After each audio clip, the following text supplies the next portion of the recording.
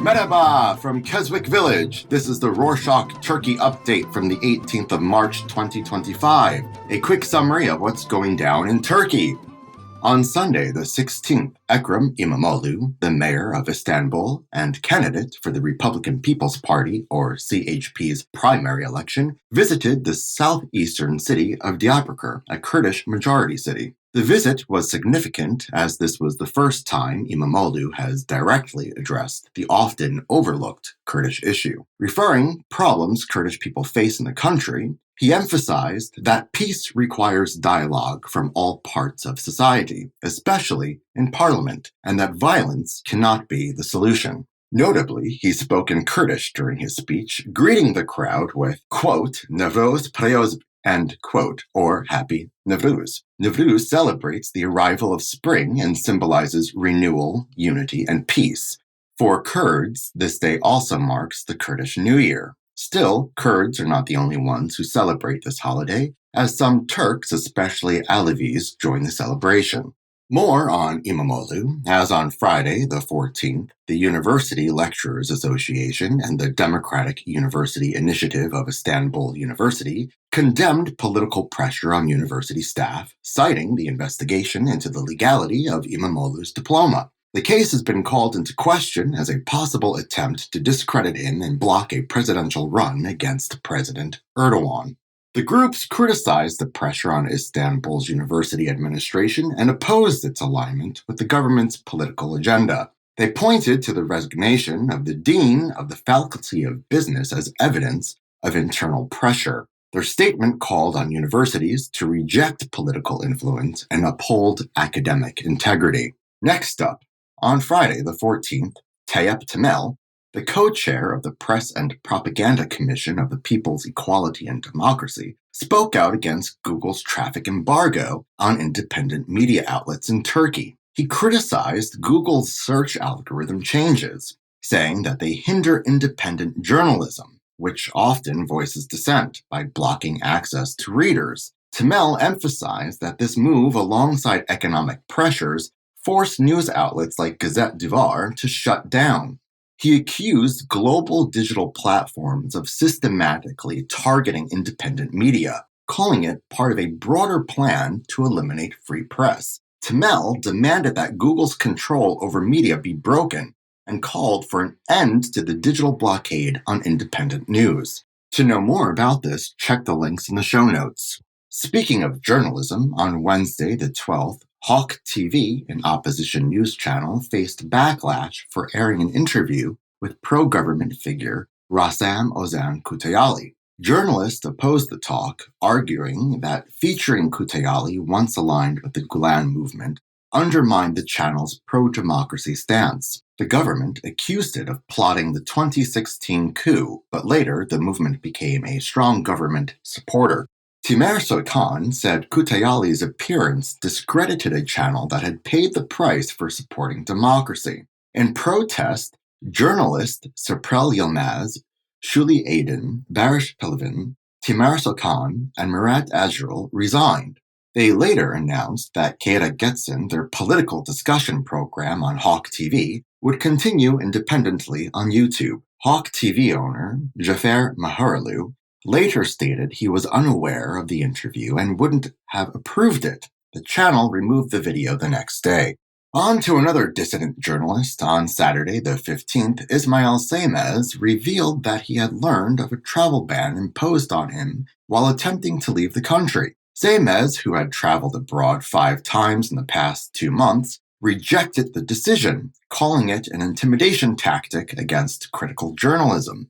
He criticized the lack of transparency, stating that the court didn't allow his lawyers to access the case file and official documents, so he didn't even know why he was banned from traveling abroad. He called the legal restrictions unlawful, demanding justice in the face of what he called a politically motivated investigation. On Friday, the 14th, Bulat Gürsoy, the CHP Alternatu district chair from the northern city of Ordu, stated that city authorities blocked the party from using the Ataturk indoor sports hall for its presidential primary on the 23rd, citing weekend sports events. He said the party had completed all legal applications and was initially told the venue was available. Gürsoy condemned the decision as a double standard, pointing out that 2 months earlier, the Justice and Development Party held a congress there without issue. He called it an attack on democracy and vowed to hold the vote despite obstacles. In a follow-up story we covered in previous shows about a wedding hosted by Mustafa Aydin, the deputy chairman of Turkey's Banking Regulation and Supervision Agency, or BDDK, new details have emerged regarding illegal gambling ties. The wedding, held on the 19th of September 2024, became notorious when journalist Mira Adjral, attending as an uninvited guest, filmed a disturbing scene.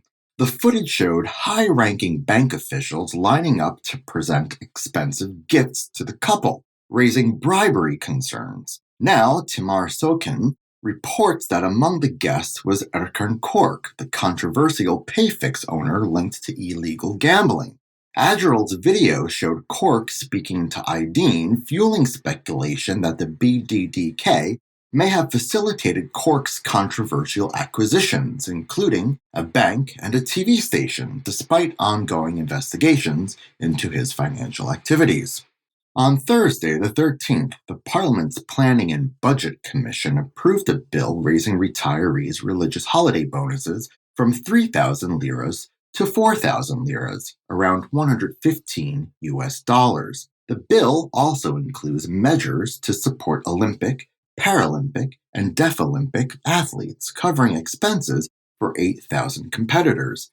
Other provisions introduced higher fines for unauthorized transportation services, stricter border controls on foreign-plated vehicles with unpaid tolls, and a new performance-based bonus system for airport workers. The bill also proposes increasing birth aid payments to encourage higher birth rates. Meanwhile, Istanbul's Municipality's Assembly approved multiple borrowing requests and funding agreements in its monthly meeting. The municipality secured an $80 million domestic loan for a metro construction project in Pendik. Additionally, 23 municipal subsidiaries received approval for a combined 15 billion lira, which is around $430 million in loans. The Assembly also approved a sponsorship deal renaming the Moscow metro station to Mall of Istanbul Moscow for 3 years in exchange for 80 million liras, around $2 million. In some economic news, on Monday the 17th, President Erdogan published a decision in the official gazette that prohibits the sale of cut gold to anyone except licensed jewelry businesses and individuals engaged in precious metal trade. The move aims to curb unregulated gold transactions, which have increased in recent years. The Minister of Treasury and Finance had previously announced the plan to tackle informal gold markets. The new rules also raised the limit for exporting foreign currency to 185,000 Turkish liras, which is about $5,300, to help prevent money laundering and terrorism funding.